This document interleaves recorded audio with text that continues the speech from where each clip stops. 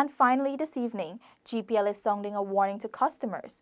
Unauthorized and careless acts during construction or renovation can result in significant losses. Renetta Lafleur has more.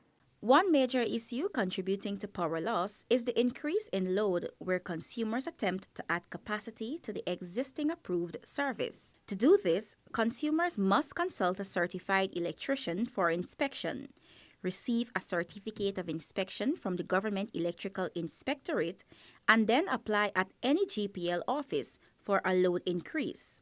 During an outreach today in Sophia, metering manager Wayne Watson said many consumers extend the capacity of their property on their own without approval. So you have persons who are putting in ACs and just running the AC on the existing approved service.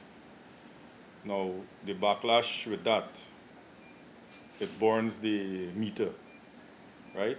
And we would have, both post and prepaid meters, we would have encountered a lot of burn meters and the meter bases because of increase in load, right?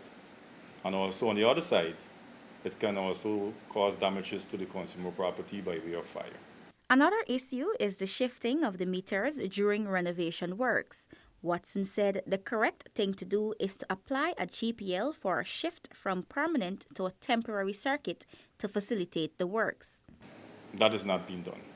And that by itself is an infraction, because on the meters you have what we call the seal. All meters, the integrity of the meter is being protected by a seal. So once you would have contracted an authorized person to do such an activity, you're basically setting yourself up, because in some instances the contractors may even go beyond just shifting the meter, right? And when our investigation teams go out and they would have investigated and found out that seals were broken, then is when you find, in most instances, they are finger pointing to who might have done that. The metering manager is urging consumers to seek guidance from certified electricians and GPL before conducting any renovations, and only use appliances with the correct voltage.